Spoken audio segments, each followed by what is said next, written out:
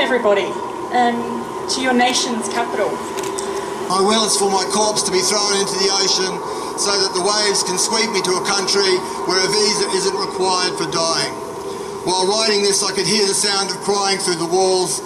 What hearts of stone Serco officers have, laughing and saying, "Go to hell." Abbott, Morrison, hear us say, let them land, let them stay. Abbott, Morrison, hear us say, let them land, let them stay. Abbott, Morrison, hear us say, let them land, let them stay.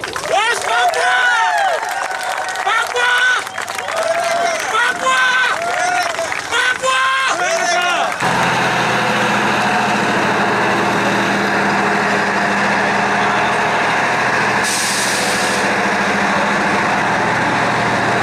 Encourage you to take one of these leaflets. It's about sign your name onto the contact list, and that way.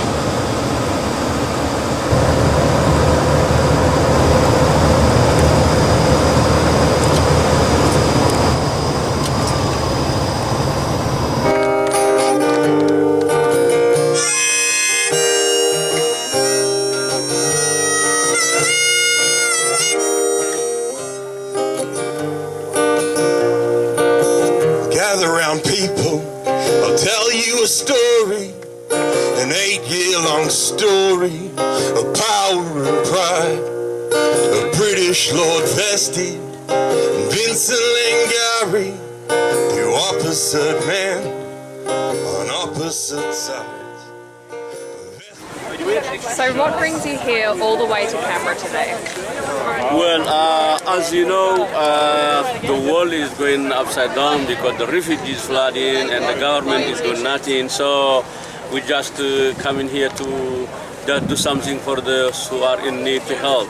And why is this so important to you? Well, it's so important. Refugees are hopeless, no country. So if we're not helping them, they will be in trouble. They will die in the sea, they will die in the Sahara, they will die everywhere anyway. So we are as the human being, we should protect the people.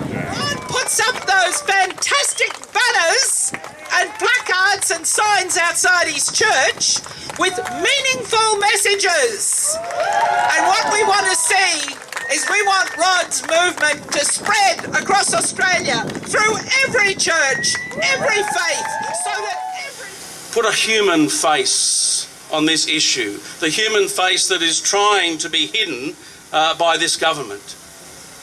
When someone in your workplace, and one of your neighbours, friends, colleagues, starts to speak negatively about the asylum seeker issue, simply say, "Can I tell you about Latifa?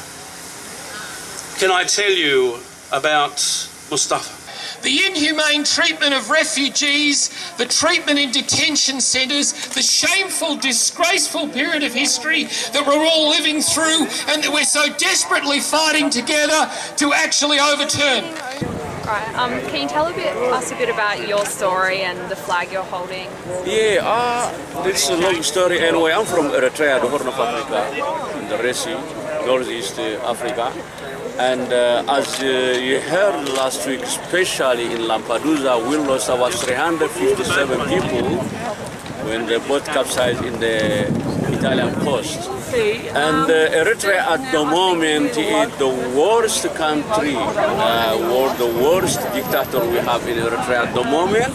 So due to that, people are fled from the government, they dying on the Sahara, in human trafficking in Sinai, on what they call it, Mediterranean Sea in Italy, and so on. People are losing their lives day and day. So the international community should do something about this. So this is why we have to fight for. I'm Amos Wangai. I'm from West Papua. I came here 2006 by refugee, and then today we came here to tell Australian government to look after the refugee around the world to come here.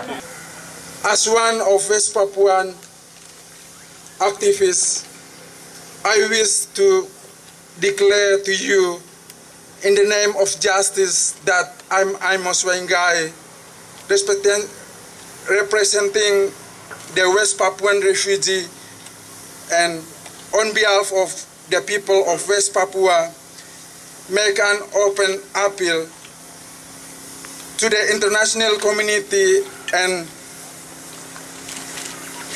the Australian government based on truth and justice. Rescue the West Papuan people from genocide, intimidation, terror, military government in West Papua.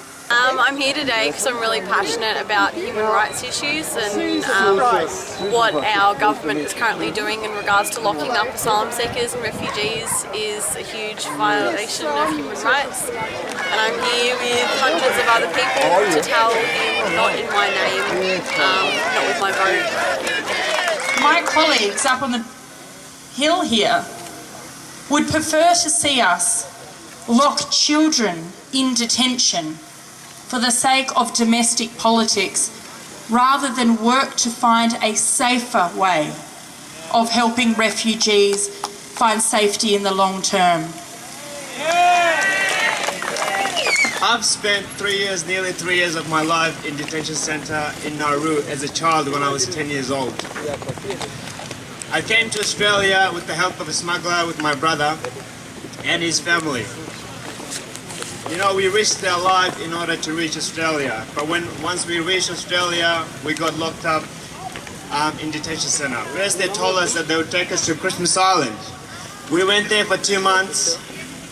After 2 months they're like, in order for us to process your cases, we need to take you to Nauru. So for us, we didn't know where Nauru was, so we got happy, like they're going to process our cases and then soon we're going to go to Australia. Once we went to Nauru, it was everything. They deceived us, they lied to us, and they kept us there for nearly 3 years. And Nauru, the detention center, was just horrible. The condition, the lack of medical assistance, people with psychotic disorders, mental illnesses, depression, all sort of diseases that you can think about. And with that, we had all the little kids, you know, they were witnessing people who were trying to commit suicide. All these sort of things brought him a lot of, you know, they were really in trouble. At the end of the day, the Australian government told us that we're going to be paying you $2,000 Australian dollars to go back where you came from, to Afghanistan. My name is Yuda. I'm from West Papua. I came to Australia in 2006. Why I came to Australia? Because I'm the other one target from the Indonesian military. They tried to kill me because I'm the other one studying for Indonesian law. So I know how to talk about the law in Indonesia, especially in West Papua. So that's why I came in here to protect myself, and also I want to protect our families, also West Papuan people, from the genocide, intimidation. From the Indonesia. Yes, we got like terror, like intimidation from there is still Indonesians until today. Hope, we bring you hope. In the dark of your despair, we still care for you, and we're here to let you know we're here. And we won't let the world forget about you. Sail, sail a mile in my shoes. Sail, sail a mile in my shoes. Sail a mile in my shoes and tell me what you'd do if it happened to you.